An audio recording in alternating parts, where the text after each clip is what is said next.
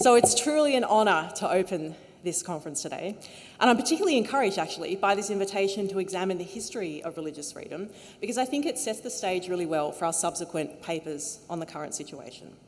So I think that there are three things that I think every one of us, every citizen in Australia, needs to be able to be equipped to explain to other members of the public about religious freedom and why it matters.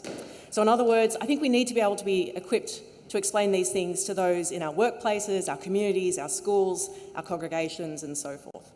So instead of giving you a kind of straight-out lecture on the history of religious freedom, I decided to present this history in such a way that I hope equips you to speak about these points. So there are three of them, and I chose 3 points because I'm a Sydney Anglican, and so it's going to have 3 points. And they are as follows. Okay, number one, religious freedom emerged in the Judeo-Christian tradition. It's not a universal aspect of all civilizations. Number two, religious freedom is a good that benefits all, including non-religious people. And number three, historically, religious freedom in Australia was never intended to involve removing religious discussion from public life and culture. So I'm going to speak to each of these 3 points. The first one's a little bit longer, but as I do so, I'll give you some examples and hopefully you'll feel equipped to be able to communicate these points yourselves. So, number one, and if we could move to our first slide, please. Thank you very much. Actually, before I get there, I'm going to speak just for a moment, actually, about why I think the history of religious freedom really matters. The right to religious freedom, obviously, has never been more hotly contested, I think, in Australia's history. And yet, I think this current debate reveals that, in general, we Australians understand so little about this history. I think we now, more broadly speaking, live in a culture in which we don't know why history matters. We don't know much about our own history. And I don't think we know how to engage well with history and have fruitful disagreements about the past without degenerating into cancel culture. And I think this lack of historical knowledge has real consequences for the public debate about religious freedom. So, for example, I frequently read in the media the view that living in a secular nation like Australia means that religious ideas ought to be kept out of the public sphere and ought not influence public policy. And yet that notion, actually, as we'll see, is just plain unhistorical. Section 116 of our Constitution was never understood to imply anything like that. And actually, as we'll see when we get to that third point, our nation wasn't founded on any intention to remove religion from public life. We'll see about that later. People have a tendency, I think, to take principles that are central to contemporary societies and just kind of assume that they've always existed and that they're kind of neutral and normal. So, for example, people often assume that societies have just always had the kind of governments that enable their members to have the freedom of their own beliefs and put them into practice within limits in their private lives. But actually, this is just nonsense, and it's completely anachronistic. This idea actually only emerged in the past few hundred years, and it's a product of the Christian West, and now, of course, exported to other parts of the world. Pre-modern societies and other civilizations outside of the West did not think in these terms about the relationship between what we tend to call politics and religion, or church and state. And they didn't think in terms of these categories of individual rights and belief and conscience. And I think the last thing I'll just say in that kind of preamble is that we can't understand why religious freedom matters to all people unless we understand that religious freedom has always been understood to be part of a bundle of closely related rights: freedom of conscience, freedom of expression, so freedom of speech, freedom of association, freedom to petition the government for the redress of grievances.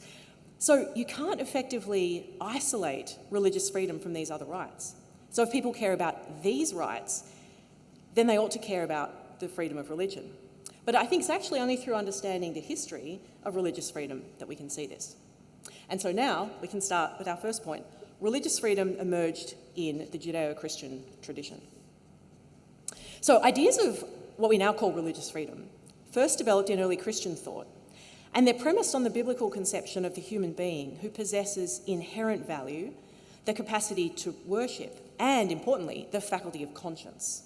And it's actually the faculty of conscience developed in the Bible, particularly in the New Testament, which provided the basis for the earliest defence of religious freedom as a right that all people ought to possess.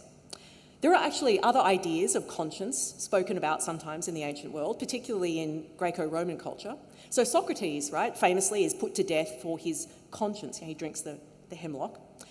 But here's the thing. There's no argument that Socrates or any other person's conscience, because it's divinely given, is at the core of what it means to be human, and therefore that conscience is a right that ought to be protected. So no one's arguing that about Socrates.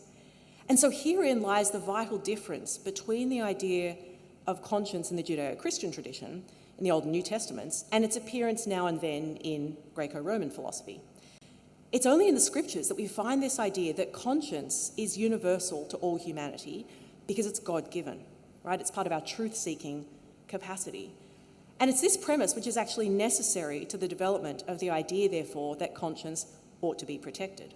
And it's crucial, right? Because without this idea that conscience is an inherent part of us that ought to be protected, we're never going to get this idea of religious freedom.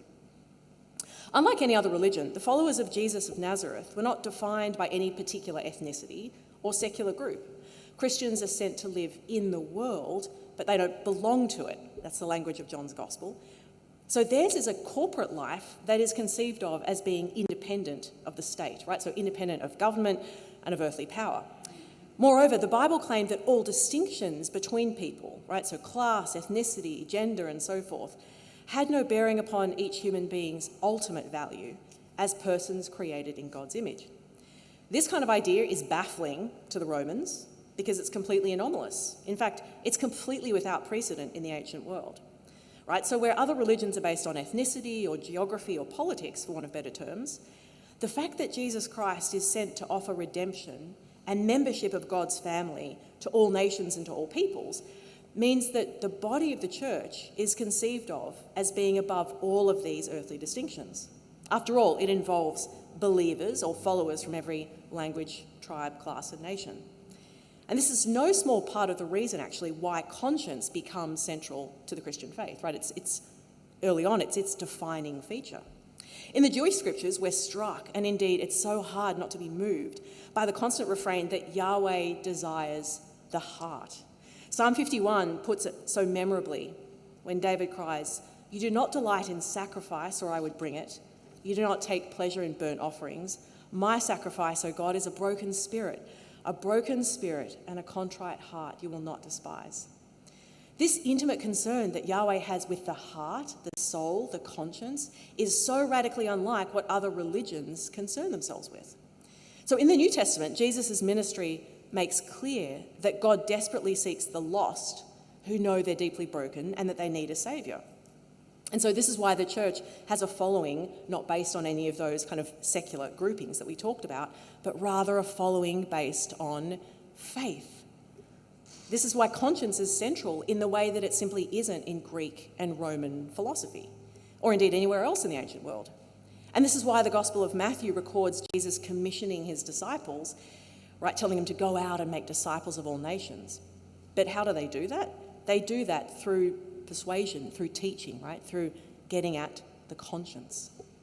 In the 3rd century AD, we have the first record of the phrase freedom of religion, translated into English from the Latin, by Tertullian, so he's our top guy up there, who's a convert to Christianity, who's part of the burgeoning Christian community at Carthage in North Africa, where he's witnessing the persecution of Christians under the Roman Empire. As Tertullian put it in a work that he wrote to critique this Roman policy of persecuting Christians, it's a fundamental human right, a privilege of nature, that every man should worship according to his own convictions. So for Tertullian, as for the early Christians, following God is not grounded in ethnicity or earthly power, but in a decision that you make about the truth. Now, it's important to understand Tertullian's understanding of freedom of religion is not that it's a legally enforceable right of every individual subject against the state, because such an assumption would be anachronistic. So when early Christians use the Latin term jus naturale in Latin, which we can translate as like natural right, what they're arguing is that it's the natural and proper ordering of the universe that human beings seek the truth freely according to their conscience. So coercion in matters of conscience violates the freedom of human beings created in God's image. And so what emerges, in short, is the idea that following God is free in the sense that it stems from the will, from the conscience, right? This is why Christian thought from Augustine and the Church Fathers onwards, think of how much Thomas Aquinas is concerned about the will, about the conscience. It's central to this Christian tradition. To their minds, freedom, this kind of freedom is part of the natural and proper ordering of the world, and in that sense, it's a kind of natural or universal right. Now, importantly, the idea that all human beings might hold a natural right to conscience predates any idea that this ought to be enshrined in the positive laws, right? So like the laws that societies make. And this is significant because in the contemporary world, freedom of conscience and religion is a right that's now protected, as we know, to some extent or less, right, of particular nations and by international law. But it's also understood to be in positive law because it reflects a universal principle in the natural law. Indeed, the reason why religious freedom is enshrined in the United Nations Declaration of Human Rights, for example, is because it's understood to be enshrined in this kind of greater natural law. As a brief aside, I should point out that in some other civilizations and empires, we see some kind of what's often manifesting itself as a kind of limited toleration for other religions. So, for example, the tradition of, in Sharia law, of the dhimmi laws. This is a kind of category that's given to some religious minorities in the early caliphate. But the difference here is that this is not grounded upon a sense that there's a kind of inherent right of conscience. It's a kind of pragmatic indulgence of the state for political means. During the medieval and the early modern period in the West, the concept of jus naturale, which traditionally means the natural and proper ordering of the cosmos, begins to acquire another sense. And this is when we get this idea that actually these rights might be something that individual human subjects might be able to hold and protect in laws in some way, in the laws of states. One of the most foundational developments of religious freedom is the idea that there's some kind of separation, and this is crucial, in the jurisdiction and the purpose between the church and the state or secular authority. And again, this is one of the strangest ideas for us to get our heads around today, not least because we tend not to know much about this history, and we tend to assume that the way in which we think today about the relationship between politics and religion is simply the way that we've always thought about it, that it's natural and universal.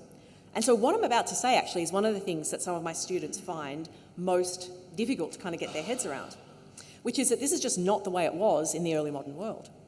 This gradual definition of the different responsibilities and jurisdictions of the state and church really began to be fleshed out in the Protestant Reformation, when Martin Luther and other reformers argued that God had basically ordained two kind of kingdoms, one spiritual and one temporal, for the ordering of creation.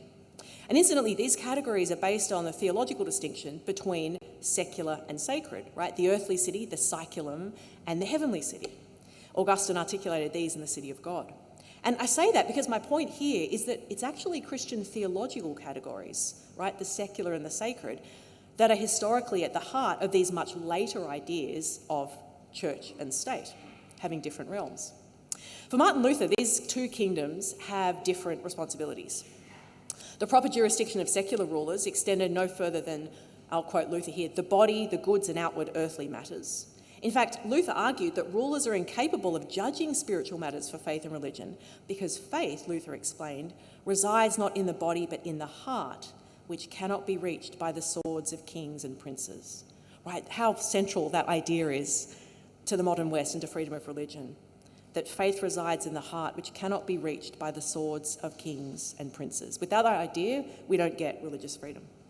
Importantly, although it lays the basis for what later becomes the idea of separation between religion and politics, this is never the case in the Reformation. The point in the Reformation is that governments had certain responsibilities that were separate from those of the church, but never opposed. On the contrary, the geopolitical arrangement that emerged from the Reformation is that of a kind of confessional state, right, an established church. So what that means is that there's one, what we would call denomination, in every nation. So in the 16th century, the assumption is that for the purposes of maintaining civil peace, governments needed to establish one form of Christianity and protect it from all others and protect it from heresy.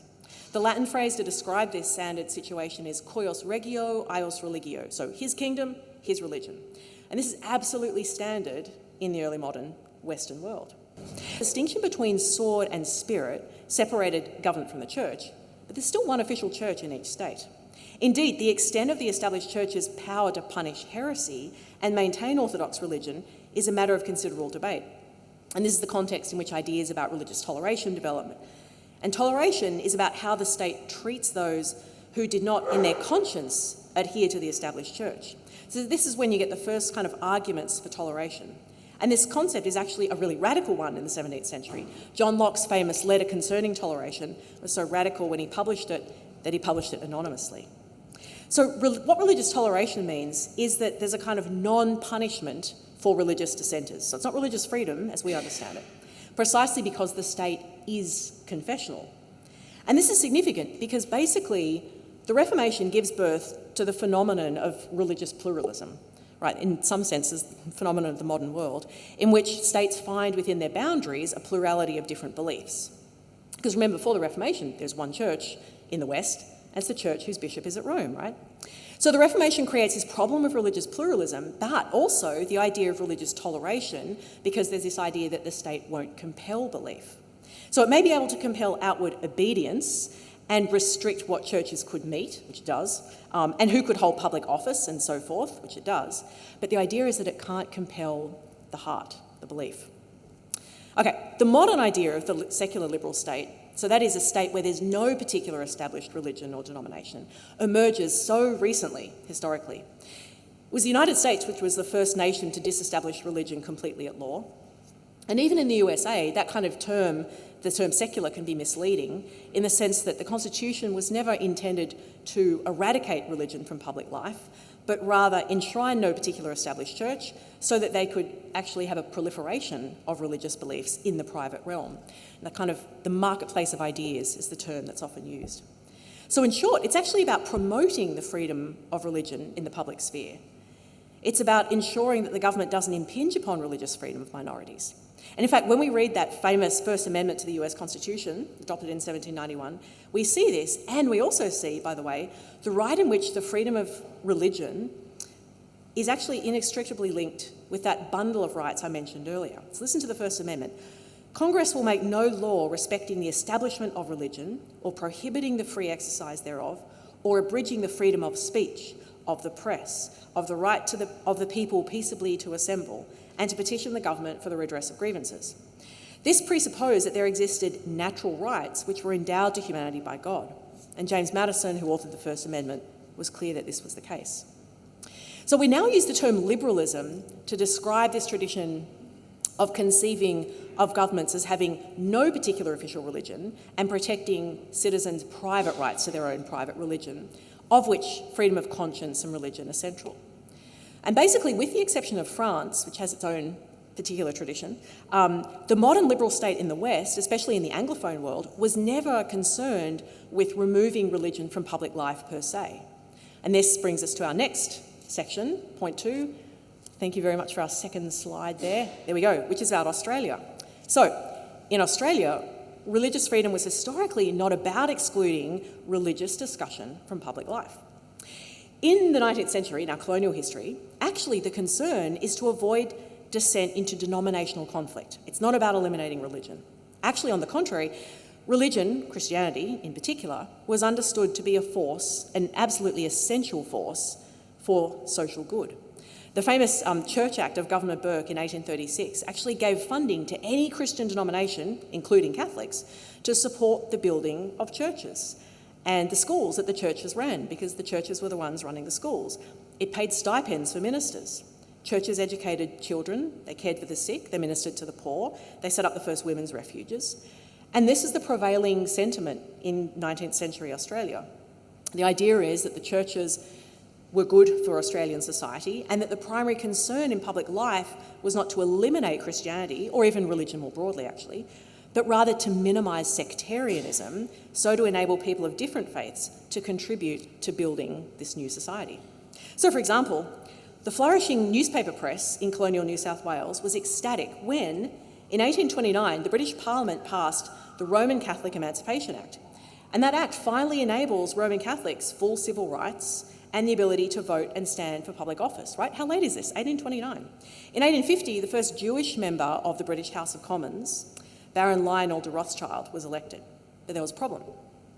Rothschild needed to swear an Anglican oath in order to take up his seat in the House of Commons. Since the 16th century, we've been talking about this with the Reformation, right, and the creation of the Church of England, with the British monarch as its head and earthly governor, all the would-be public officials and office holders in England were subjected to various religious tests, and so non-Anglicans faced all kinds of civil disabilities. A series of what were called the Test Acts in the 1670s required subjects to swear allegiance to the monarch and his or her headship of the Church of England. They had to confess publicly the 39 Articles of Religion, which formed the doctrinal basis of the Church. And so what the Test Acts actually did is prevent all non-Anglicans from holding public office or voting. For just over a decade, beginning with his first election in 1847, Lionel de Rothschild attempted several times to take up his seat in the House of Commons. So in 1850, he walked into Parliament after his latest victory and insisted upon swearing his oath on the Torah, and he did. But when Rothschild refused to state that he swore his oath upon the true faith of a Christian, he was asked to leave. Rothschild wouldn't actually be seated in the House of Commons until 1858 with the Jews Relief Act, which allowed him and other Jewish persons to omit the phrase that they swore that oath on the true faith of a Christian. So the colonial press, and recall that we're still part of Britain, of course, at this stage, is actually awash with support for Rothschild, just as it was awash with support for the Catholic Emancipation Bill. In Australia, there's this kind of emerging sense that there is a kind of freedom of religion that ought to be kind of encouraged. But it's not about eliminating that from public life. It's about concern about what the established church is. The origins of public education in Australia is another great example. By 1880, all the colonies had ended public funding of denominational schools and they'd set up public primary school systems without the involvement of the churches. But one of the controversial issues is what kind of religious education should be taught? And this was controversial not because of the desire to eliminate religious instruction, but rather because of a sense that the different denominations couldn't agree upon what that instruction actually looked like. In fact, in the Public Instruction Act of 1880, New South Wales had 3 sections relating to religious education, right? This is in public schools. Section 7 required government schools to include general religious teaching as part of the curriculum. This is now referred to as GRE, General Religious Education, that's where we get that term from. Section 17 permitted special religious instruction, and that would be provided by visiting clergymen, right, of all the different denominations, or other accredited religious teachers in their persuasions.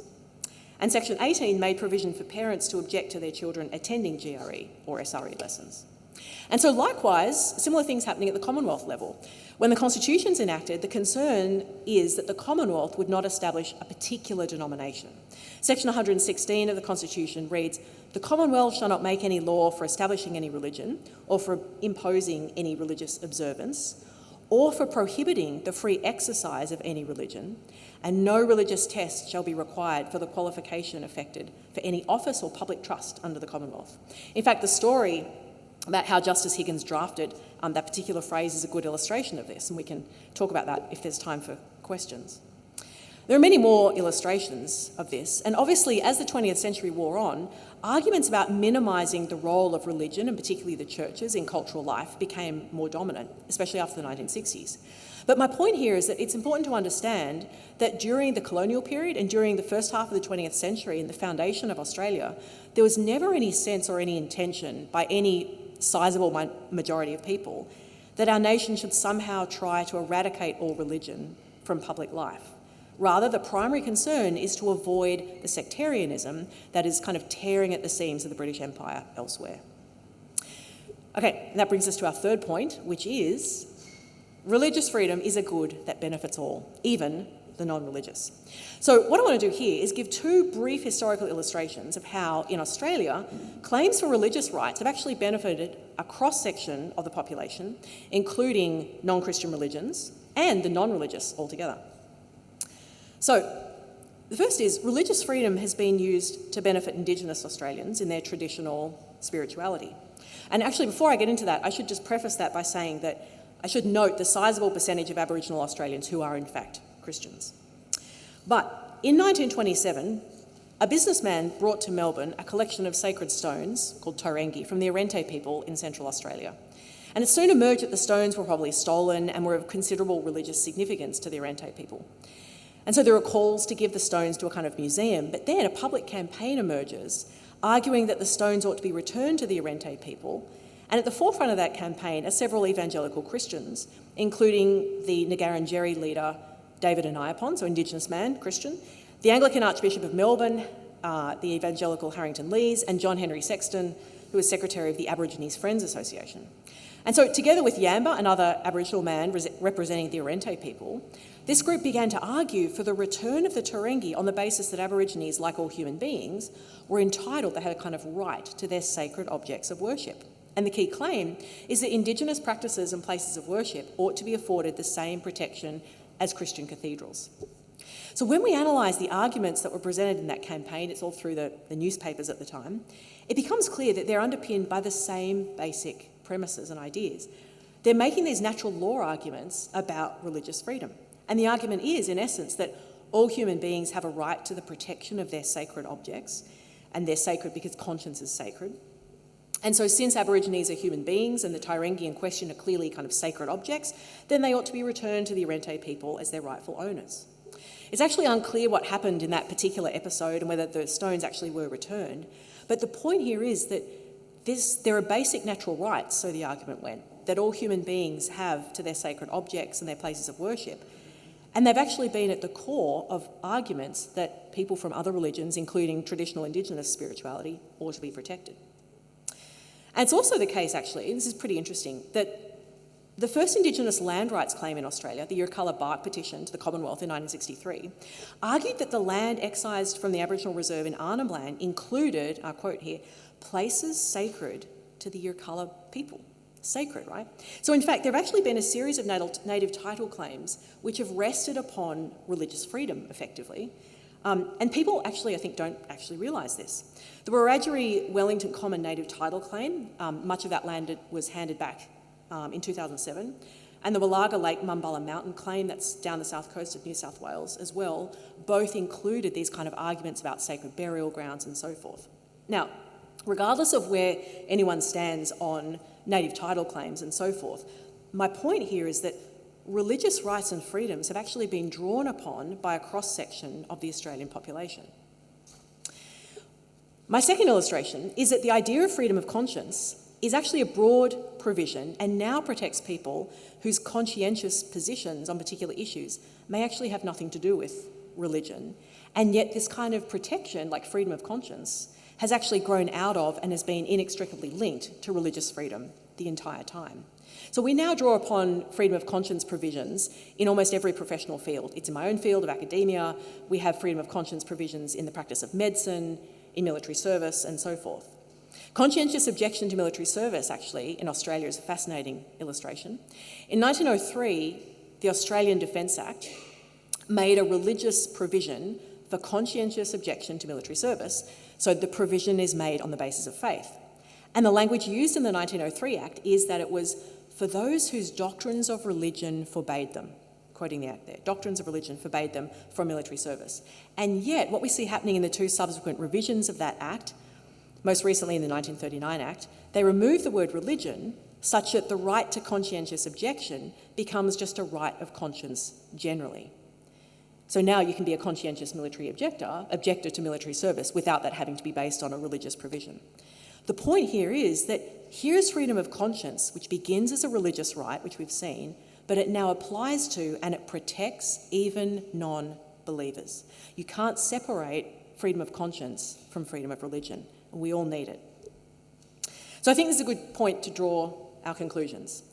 My hope today is that I've given you a point of entry into being able to understand and communicate to others, I think, the three things that everyone needs to know about religious freedom and its history. One, religious freedom emerged in the Judeo-Christian tradition in the West. It's not universal to all civilizations. And indeed, it's grounded on a biblical idea of the human person and conscience. Two, religious freedom is a good that benefits all, including non-religious people. And three, religious freedom in Australia was never intended to involve removing religion from public discussion or culture. And I think if we can explain these points clearly and with some kind of historical illustrations that I hope I've given you, then I think we'll do a better job of communicating why religious freedom matters and encouraging our communities, wherever they are, to have richer and more informed conversations. Thanks very much.